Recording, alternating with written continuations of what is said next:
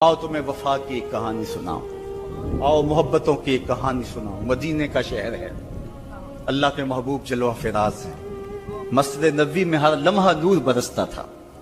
आका तशरीफ फरमाते और सहाबा हुजूर के गिर्द यूं बैठते जिस तरह चांद के गिर्द हाला होता है और बदरे तमाम के गिर्द सितारे होते हैं। आका बाज़ो तलकीन करते, लोग सुनते, मन में उतारते, रूहों को ताजगी देते। एक छोटा सा बच्चा है जो नन्हे नन्हे पांव से चल के मस्जिद नबवी में पहुंच जाता है। नाम उसका उमैर है। बमुश्किल से बोलना सीखा है उसने। आका करीम अलैहिस्सलाम की खिदमत में कभी वो अपने चचा जुल्लास बिन सवैद के साथ जाता है, कभी वो अकेला भी चला जाता है। एक दिन उसका चाचा नहीं गया लेकिन बच्चा गया और हुजूर की बात सुनी। आका करीम ने आखिरत के बारे में, कयामत के बारे में नक्शा बयान किया। जब वो बच्चा वापस पलटा ना तो अपने चचा को कहता है, या अम्माहु समेत रसूल अल्लाह सल्लल्लाहु अलैहि वसल्लम युखबिरुना अनिस्सा हत्ता कअन्नी अराहा रायल ऐन। ऐ मेरे चचा, आज मैंने हुजूर को कयामत का जिक्र करते देखा है और हुजूर ने ऐसा जिक्र किया है कि कयामत का नक्शा मेरी आंखों के सामने आ गया था। ये बात जो है वो उस बच्चे ने अपने चचा को सुनाई, क्योंकि चचा आज गैर हाजिर था और बेटा चाह रहा था कि मैं अपने चचा को भी हुजूर की मजलिस से वो सुनी हुई बात बता दूं और जो महरूम हो गया इसकी महरूमियां दूर हो जाए। लेकिन उसका चाचा जुल्लास बिन सवैद अजली बदबख्त था। उसने कहा, वल्लाहि लौ काना मुहम्मदुन सादिकन लनहनु शर्रु मिनल हमीर। अल्लाह की कसम, अगर मोहम्मद सच्चा है ना तो हम गधों से भी फिर गए गुजरे। जब ये बात कही उसने तो उस बच्चे के पांव तले से जमीन निकल गई कि मेरा चचा क्या बोल रहा है। ये तो मुझे उंगली लगा के मस्जिद नबवी में ले जाया करता था और इसने ये क्या बात कह दी, ये तो मुनाफिक निकला। अल्लाह अकबर। उस बच्चे की हैरत की इंतहा न रही कि ये क्या माजरा हो गया। उस बच्चे ने जो लफ्ज कहे अब सुनिए। उसने कहा, या अम्मी, ऐ मेरे चचा, वल्लाहि इन्नका कुन्ता मिन अहब्बिन नास इला कल्बी। अल्लाह की कसम, मेरे दिल को सबसे अच्छा अगर कोई लगता था बंदा तो वो तू था। मैं तेरे से प्यार करता था इसलिए तू मुझे उंगली से लगा के हुजूर की चौखट पे ले जाया करता। मुझे इसलिए तू पसंद था, मुझे कायनात में सबसे महबूब तू था। वल्लाहि लक़द अस्बहता अलआन अबग़दहुम इला कल्बी जमिया। और अब मेरी हालत यह है, जितना बुरा तू लगता है वल्लाह मुझे कोई भी नहीं लगता। या अम्मे अना बैनल इस्नतैन। हमारे माँ बाप कुर्बान उस बच्चे के। हज़रत उमैर बिन साद रज़ी अल्लाह ताला कहता, या अम्मे, ऐ मेरे चचा, वल्लाहि इन्नका कुन्त मिन अहब्बिन नास इला कल्बी। इस जमाने में सबसे प्यारा मुझे तू लगता था। वल्लाहि लक़द अस्बहता अलआन अबग़दुहुम इला कल्बी जमिया। और आज सबसे ज्यादा मुझे बुरा तू लगता है। आगे लफ्ज सुनिए बच्चे के, या अम्मे अना बैनल इस्नतैन। चचा जी, अब मैं ऐसे दोराहे पे खड़ा हो गया हूं। दो रास्ते जाते हैं। एक रास्ता तो मेरे लिए ये है, इम्मा अन अखून अल्लाह व रसूलहु फला उखबिरु रसूल। एक रास्ता तो ये है कि मैं अल्लाह और उसके रसूल से खयानत करूं और जो तेरी बात है वो रसूलुल्लाह को ना बताऊं। एक तो ये रास्ता है कि मैं हुजूर से खयानत करूं, अल्लाह से भी खयानत करूं, और जो तूने कहा है, जो तूने बदतमीजी की है, मैं वो बात हुजूर को ना बताऊं। व इम्मा अन उखबिर रसूला वलियकुम मा यकून। और दूसरा रास्ता मेरे पास ये है कि जो तूने कहा है मैं जाके हुजूर को बताऊं, फिर जो हो सो हो।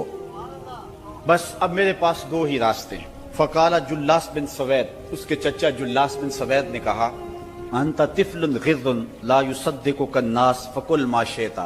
तू ना समझ सा बच्चा है, छोटा सा बच्चा है, तेरी बात किसने माननी है, जा जो जी चाहता है कह ले।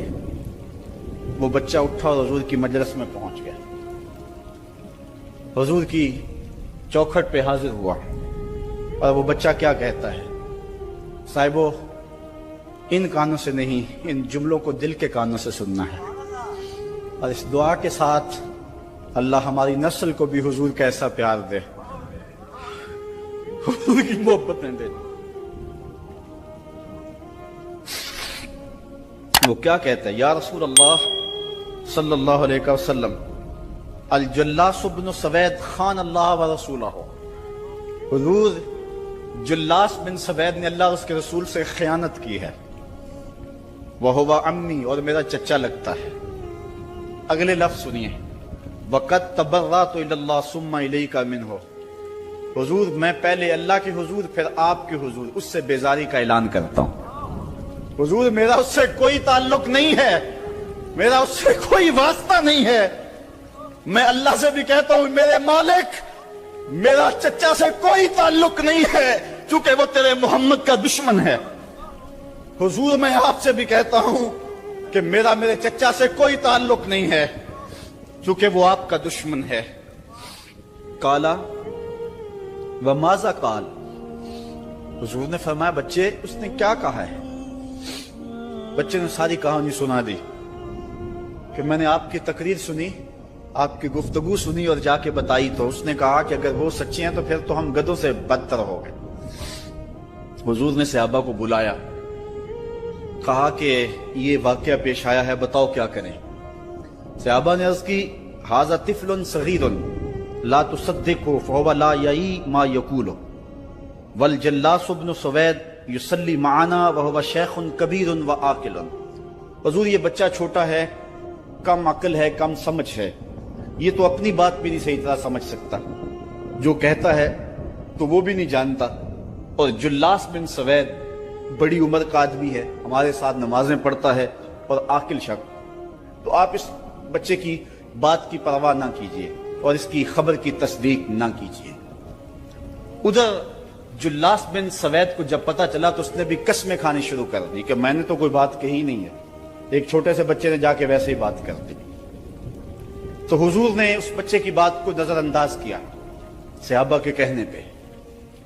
اب اس بچے نے جب دیکھا کہ میری بات حضور نے قبول نہیں کی ہے تو اس نے جھولی پھیلا لی اور آسمان کی طرف دیکھ کر کے کہا اللہم ان کنت صادقا فصدقنی وان کنت کاذبا فکذبنی، اے اللہ اگر میں جھوٹا ہوں تو مجھے جھوٹا کر دے اور اگر میں سچا ہوں تو میری سچائی کا اعلان کر دے۔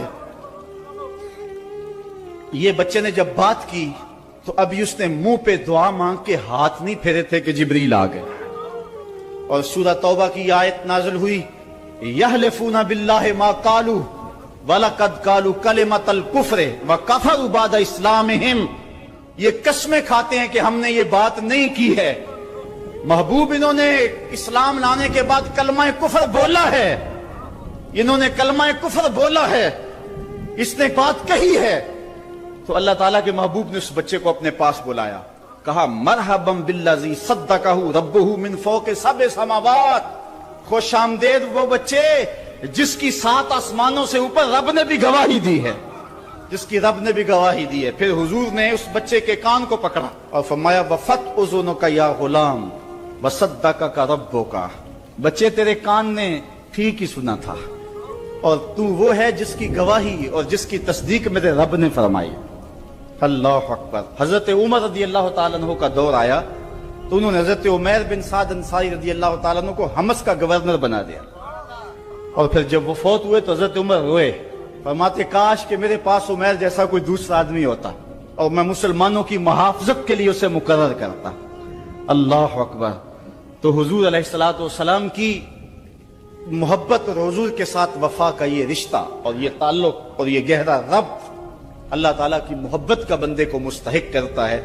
اللہ نے بھری بزم کے اندر اس بچے کو عمیر بن سعد رضی اللہ تعالیٰ عنہ کو جھوٹا نہیں ہونے دیا۔ تو اقبال کہتا ہے کی محمد سے وفا تو نے تو ہم تیرے ہیں، یہ جہاں چیز ہے کیا لوح و قلم تیرے ہیں۔ کسی امیر شخص کا نام ہے کیا بدن کے اوپر پیوند لگے لباس پہننے والے وہ فاقہ مست کیا امراء کی فہرست میں آتے تھے؟ ہمیں تو وہ کہانی بھی اسلام کی غربت کی یاد آتی ہے کہ جب احد کے اندر 70 شہیدوں کے لاشیں پڑے ہوئے ہیں تو حضرت صفیہ حضور کی پھپھی اپنے بھائی حمزہ کے لیے 2 چادریں لے کر کے کفن کی آتی ہے، تو حضور علیہ السلام نے فرمایا کہ جس قبر میں حمزہ کو دفن کیا جائے اسی قبر میں مصعب بن عمیر کو بھی کفن دیا جائے اور دفن کیا جائے، اور کہا میرے چچا کے لیے اس کی جو بہن میری پھپھو جو 2 چادریں لے آئی ہے، کہا ایک چادر ہم مصعب بن عمیر کو دیں گے۔ یہ مصعب بن عمیر کون ہے؟ تاریخ پڑھو، کتنی دل آویز تاریخ ہے۔ مکے میں ایک امیر ترین خاتون ہے جس کے بیٹے کا نام مصعب ہے، اور وہ اپنے بیٹے کو اتنا خوبصورت لباس پہناتی ہے اور اتنے خوبصورت خوشبو اور عطر اس کو لگاتی ہے کہ مصعب بن عمیر جن گلیوں سے گزرتے تھے دیر تک وہ گلیاں مہکتی رہتی تھی۔ لوگ کہتے تھے یہاں سے مصعب گزر کے گیا ہوگا اس لیے یہ گلیاں مہک رہی ہیں۔ اچھا، پھر مصعب پہ نظر پڑتی ہے میرے محمد عربی کی، اور مصعب بن عمیر حضور کی زلفوں کا اسیر ہو جاتا ہے۔ ماں کافرہ ہے، جب پتہ چلتا ہے تو اس کا لباس بھی چھین لیتی ہے، سہولتیں اور آسودگیاں بھی واپس لے لیتی ہے۔ پھر وہ وقت بھی آیا کہ مصعب بن عمیر حبشہ کی جانب ہجرت کر جاتے ہیں۔ مکے کے حالات کچھ تھوڑے سے خوشگوار نظر آئے تو وہ حبشہ سے واپس مکے جب پلٹے تو ان کے بدن پہ جو چادر تھی وہ جگہ جگہ سے پھٹی ہوئی تھی۔ میرے آقا کریم علیہ السلام نے دیکھا تو حضور کی آنکھوں میں آنسو ٹپکنے لگے۔ کہا یہ وہی مصعب ہے جو اتنا خوش پوش نوجوان تھا کہ میں نے پورے مکے میں اس سے خوبصورت لباس پہننے والا کوئی دوسرا شخص نہیں دیکھا، اور آج میرے مصعب کو پہننے کے لیے جو چادر میسر ہے وہ بھی جگہ جگہ سے پھٹی ہوئی ہے۔ یہ اسلام کی غربت کی کہانی ہے، اور آج احد میں یہی مصعب بن عمیر شہید ہو جاتے ہیں اور ان کے لیے کفن بھی دستیاب نہیں ہے۔ حضور نے کہا جو میرے چچا کے لیے 2 چادریں لائی ہیں ان میں سے ایک کا کفن مصعب کو دے دو نا، اور دوسری چادر سے کفن میرے چچا کو دے دیا جائے۔ اچھا، حضرت مصعب کے لیے بڑی چادر رکھ دی گئی، اور حضرت امیر حمزہ کے لیے جو چادر تھی وہ چھوٹی تھی، اگر سر ڈھانپتے تھے تو پاؤں ننگے ہو جاتے، اگر پاؤں ڈھانپتے تھے تو سر ننگا ہو جاتا۔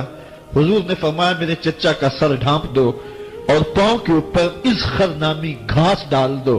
میں یہ اسلام کی غربت کی کہانی تمہیں سنا رہا ہوں، جب میرے رسول کے چچا کے لیے پورے کفن کا ٹکڑا بھی دستیاب نہیں تھا، اسلام اس وقت بھی عزت پا گیا تھا، اسلام اس وقت بھی ذلیل نہیں تھا، اسلام اس وقت بھی سربلند تھا، اور اسلام اس وقت بھی عزتوں کی مسند پہ تھا۔ یہ اسلام کا وہ دور ہے کہ جب حضور مسجد نبوی سے باہر نکلتے ہیں تو آگے حضرت عمر و ابو بکر رضی اللہ تعالی عنہما کھڑے ہیں، چہرے کے اوپر عجیب اداسی ہے۔ کہا عمر، ابو بکر اس وقت کیوں کھڑے ہو؟ عرض کی حضور بھوک نے گھر میں ٹکنے نہیں دیا، ہم نے چاہا حضور کا چہرہ دیکھ لیں تو کچھ پیاس بجھ جائے، کچھ بھوک مٹ جائے۔ حضور نے فرمایا میرا حال بھی یہی ہے، جس چیز نے تجھے گھروں سے نکالا ہے وہی چیز مجھے گھر سے نکال لائی ہے۔ چلتے ہوئے حضرت ابو ایوب انصاری کے گھر کے قریب سے گزرے،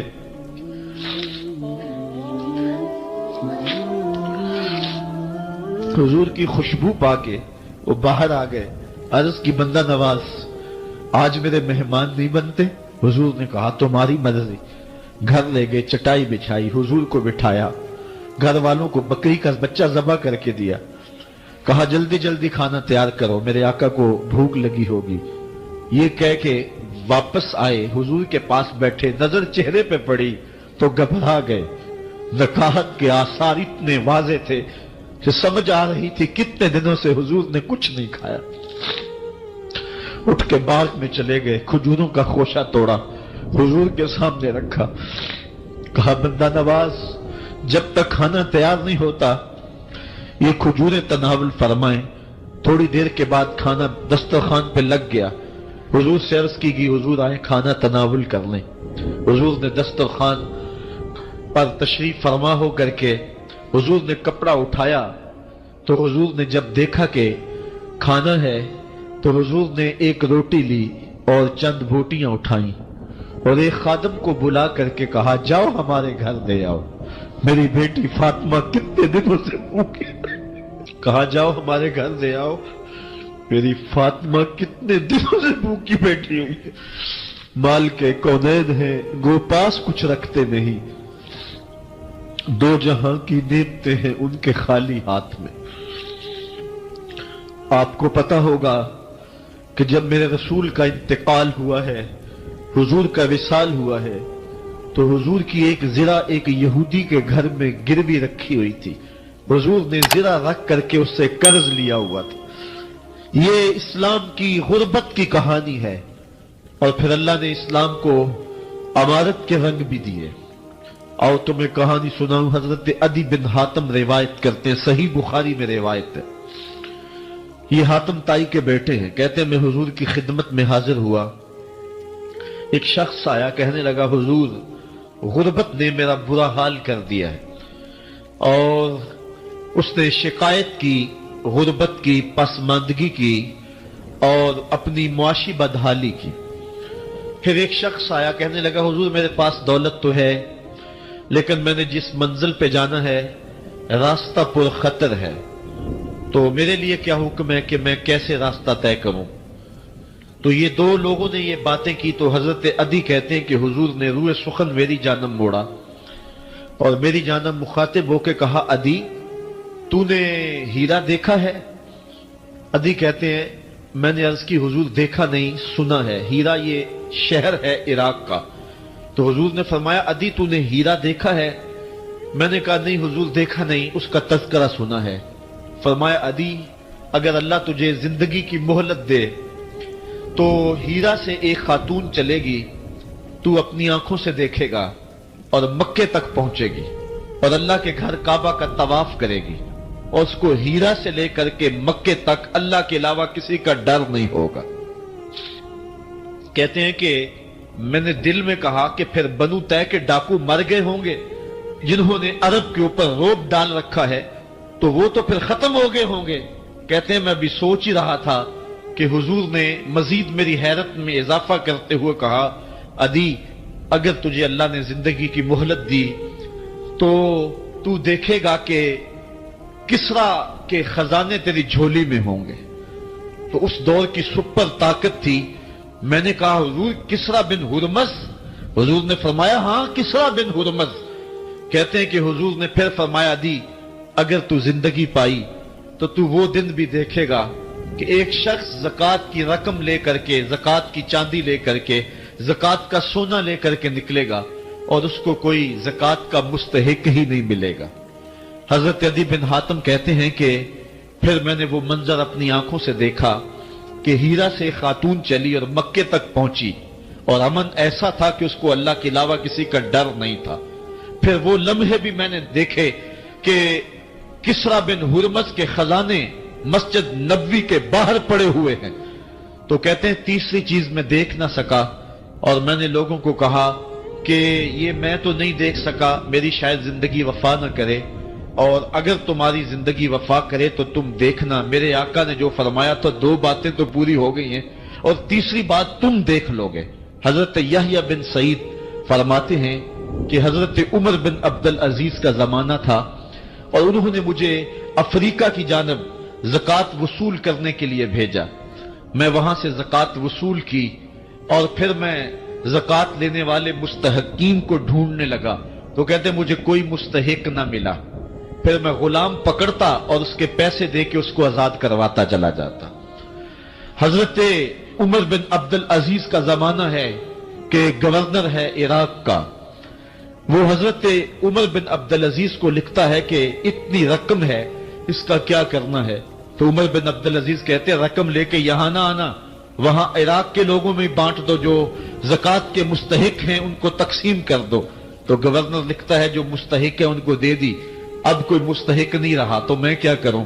تو حضرت عمر بن عبدالعزیز کہتے ہیں جو مقروض ہیں ان کا قرض اتار دو. تو کہتے ہیں کہ ہاں قرض بھی میں نے اتار دیا ہے، رقم پھر بھی بچ رہی ہے، کیا کروں. تو حضرت عمر بن عبدالعزیز نے پھر لکھا جو شخص شادی کرنا چاہتے ہیں ان کا حق مہر ادا کر دو. میں نے کہا کہ وہ بھی کر دیا ہے، رقم پھر بھی بچ گئی، اب کیا کروں. تو حضرت عمر بن عبدالعزیز نے مجھے لکھا کہ جو غیر مسلم ہیں جنہوں نے ٹیکس دیا ہوا ہے، جتنا ٹیکس دیا ہے اس سے دگنے پیسے ان کو قرضے میں دے دو، اور ان کو کہو جاؤ اس کا کاروبار کرو، کھیتی باڑی کرو، اور ساتھ انہیں یہ بھی کہہ دینا قرض کی فکر نہ کرنا، اور زیادہ اس میں پریشان نہ ہونا، جب دے سکو گے دے دینا، یہ دور بھی پھر اسلام نے دیکھا اور یہ گھڑیاں بھی دیکھی، جب چیتھڑے پہنے ہوئے تھے، جب پیوند لگے لباس پہنے تھے، جب پیٹ میں ڈالنے کے لقمہ بھی نہیں تھا، اللہ کا دین اس وقت بھی غالب تھا، اور جب گلیوں کے اندر ریشم بکھرا ہوا ہوتا تھا کوئی اٹھانے والا نہیں تھا، دین اس وقت بھی غالب تھا۔ دین کا غالب ہونا یا نہ ہونا اس کا تعلق جو ہے وہ مال و دولت سے نہیں ہے۔ اقبال کہتا ہے کہ زوال بندہ مومن کا بے زری سے نہیں، مومن کا زوال بے زری سے نہیں ہے بلکہ اس کا سبب کوئی اور ہے۔ وہ سبب ڈھونڈنا ہے کہ ہم دنیا میں رسوا ہو کے کیوں رہ گئے، ہم زمانے کے سامنے تماشا کیوں بن کے رہ گئے، آج نبی کی امت پوری کائنات میں رسوا ہو کے کیوں رہ گئی، آج ہمارا تماشا دیکھا جا رہا ہے، آج بھوکے کتوں کو ہماری بے شمار بہنوں کے اوپر چھوڑا جا رہا ہے اور اس کا تماشا دیکھا جا رہا ہے۔ کیا ہم نے یہ دن بھی دیکھنے تھے؟ ہم نے سراغ لگانا ہے۔ دولت کی قلت اور کثرت یہ ثانوی چیزیں ہیں، ہم نے تاریخ میں دیکھا ہے، ہم کبھی مالی طور پہ کمزور تھے، رسوا نہیں ہوئے۔ اور ایک روایت حضرت سلیمان بن سرد رضی اللہ تعالی عنہ سے مروی ہے، کہتے ہیں کنت جالسا مع النبی صلی اللہ علیہ وآلہ وسلم، میں حضور علیہ السلام کی مجلس میں بیٹھا ہوا تھا، دو لوگ تھے وہ آپس میں الجھ رہے تھے، ان میں سے ایک شخص کا چہرہ غصے سے سرخ ہو گیا، رگیں پھولی ہوئی تھیں اور ایک دوسرے کے لیے سب و شتم کا ماحول پیدا ہو گیا تھا۔ اللہ کے رسول صلی اللہ علیہ وآلہ وسلم نے ارشاد فرمایا میں ایسا کلمہ جانتا ہوں کہ اگر یہ کلمہ پڑھ لیں تو ان کا یہ غصہ زائل ہو جائے گا، ان کی جو کیفیت ختم ہو جائے گی، اور وہ کیا ہے؟ اعوذ باللہ من الشیطان الرجیم، یہ پڑھ لیں تو جو ان کے اندر ہے وہ چلا جائے گا۔ تو لوگوں نے اس شخص کو کہا جس کی رگیں پھولی ہوئی تھی اور غصے سے اس کا چہرہ سرخ ہوا جا رہا تھا کہ تعوذ پڑھو، اعوذ باللہ من الشیطان الرجیم پڑھو۔ اور یہ اللہ تعالیٰ نے قرآن مجید میں ارشاد فرمایا ہے کہ جب غصے سے انسان بے قابو ہو جائے تو اس کو چاہیے کہ وہ اپنے غصے سے باہر نکلنے کے لیے تعوذ پڑھے۔ ایک روایت میں ہے اللہ کے محبوب نے ارشاد فرمایا تم میں سے اگر کوئی شخص غصے میں آئے تو وہ خاموش ہو جائے، تو خاموشی سے غصے کا لیول نیچے آنا شروع ہو جائے گا۔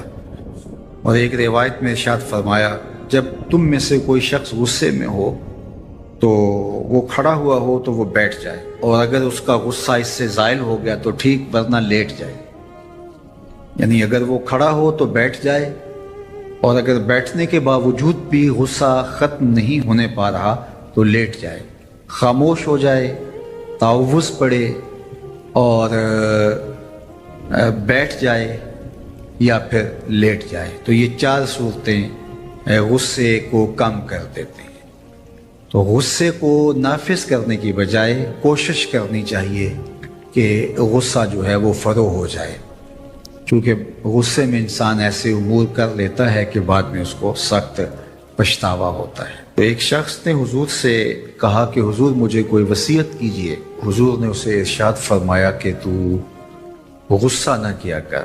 اس نے پھر کہا مجھے وصیت کیجئے، تو آقا کریم نے پھر فرمایا غصہ نہ کیجئے۔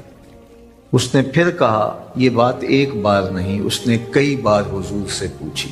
وہ کوئی اور وصیت طلب کرنا چاہ رہا تھا کہ یہ تو ٹھیک ہے، کچھ اور وصیت بھی کیجئے۔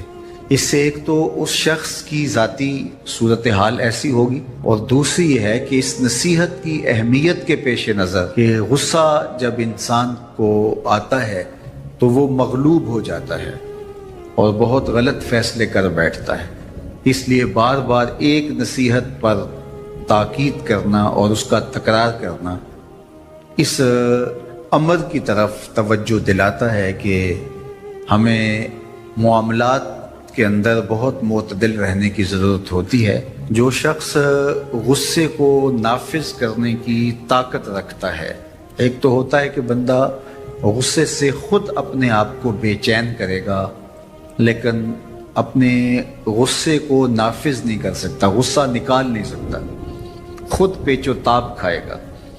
لیکن یہ وہ شخص ہے جو غصے کو نافذ کر سکتا تھا، اس کے پاس طاقت تھی، لیکن اس نے اس کے باوجود غصے کو ضبط کیا۔ حضور علیہ السلام نے ارشاد فرمایا قیامت کے دن اللہ تعالیٰ لوگوں کے سامنے اسے بلائے گا تو اللہ تعالیٰ اسے اختیار دے گا کہ جنت کی حوروں میں سے جس کے ساتھ تم نکاح کرنا چاہتے ہو، جس کے ساتھ تم رہنا چاہتے ہو، تمہیں اس کا اختیار دیا گیا ہے، اس لیے کہ تم نے اپنے غصے کو ضبط کیا، اس کو نافذ کرنے کی طاقت کے۔ یہ بھی ہوتا ہے کہ کسی کو کسی عمل خیر کی توفیق ہو جاتی ہے تو وہ اس پر اللہ کا شکر کرنے کی بجائے دوسرے لوگوں کو جو فی الحال اس توفیق سے محروم ہیں حقارت کی نظر سے دیکھنا شروع کر دیتا ہے۔ بعض اوقات کسی کو نماز پڑھنے کی توفیق مل گئی تو وہ بے نمازیوں کو حقارت کی نظر سے دیکھنا شروع کر دیتا ہے، تو یہ اس کے عمل کا عجب اس کے عمل کو برباد کر دیتا ہے۔ اگر اللہ نے آپ کو خیر کی توفیق عطا کی تو آپ ان لوگوں کو خیر کی طرف لانے کی کوشش میں لگ جائیں جو خیر کی راہ پہ نہیں ہیں۔ بے نمازیوں کو نماز کا عادی بنانے کے لیے آپ کی جد و جہد شروع ہو جانی چاہیے کہ یہ خیر مجھے نصیب ہوا تو اس کو بھی نصیب ہو جائے، نہ یہ کہ آپ کسی کو حقارت کی نظر سے دیکھیں اور خود پسندی کے مرض میں مبتلا ہو جائیں کہ دیکھو میں نمازی ہوں اور میرے پاس یہ ہے اور فلاں کے پاس یہ نہیں ہے۔ تو اس پر اللہ کا شکر ادا ضرور کیجئے کہ اللہ نے مجھے توفیق عطا کی، لیکن کسی کو حقیر جاننے کی بجائے اس کو خیر کی راہ پہ لانے کی کوشش کریں، تو یہ آپ کے صالح اعمال کی قبولیت کا ذریعہ بن جائے گا۔ نہیں تو اگر ریا شامل ہو گئی تو عمل برباد، اگر تکبر آ گیا تو اللہ کو تو پسند ہی نہیں ہے، اگر عجب پیدا ہو گیا تو عمل کا نتیجہ آپ کو نصیب بھی نہیں ہو سکے گا۔ اس لیے عمل خالص ہو، صرف رضائے الہی کے لیے ہو، وہ عمل مرد نے کیا ہے یا عورت نے کیا ہے اس سے غرض نہیں ہے، شرط ہے کہ ایمان کے ساتھ اس نے صالح اعمال کا ذخیرہ جمع کیا ہے تو اس کو اللہ تعالیٰ جل شانہ ستھری، پاکیزہ، مطمئن اور خوبصورت زندگی عطا کرتا۔ اب وہ خوبصورت زندگی حیات طیبہ کیا ہے تو سنیے، حضرت سعید بن جبیر رضی اللہ تعالیٰ عنہ فرماتے ہیں کہ حیات طیبہ سے مراد الرزق الحلال ہے۔ اللہ جل شانہ جس کو پاکیزہ اور ستھری زندگی عطا کرتا ہے اس کو رزق حلال عطا کرتا ہے۔ حلال رزق کا نصیب ہو جانا ایک خوبصورت زندگی کا نصیب ہو جانا ہے، کیونکہ حلال میں طمانیت رکھی گئی ہے۔ ایک شخص جتنا بھی حرام رزق اکٹھا کر لے اس کو اس سے طمانیت باطن، سرور باطن نصیب نہیں ہو سکتا، اس کے اندر اطمینان اور قرار نہیں آ سکتا، کیونکہ حرام میں یہ ہے ہی نہیں۔ تو حلال تھوڑا بھی مل جائے لیکن وہ حلال وہ باطن کی طمانیت کا سبب ہے، اندر کی روشنی کا ذریعہ ہے، اور ایک سرشار، مطمئن، خوبصورت اور خوشگوار زندگی کی ضمانت ہوتی ہے رزق حلال۔ اللہ ہم سب کو اپنی جناب سے رزق حلال ہی نصیب کرے، اور اگر ہم سچے دل سے یہ عہد کر لیتے ہیں کہ اللہ ساری زندگی تو ہمیں رزق حلال ہی دینا اور ہم بھی ساری زندگی حرام کے ایک لقمے سے بھی اپنے آپ کو محفوظ کریں گے، اللہ آپ کے لیے حلال کے راستے کشادہ کر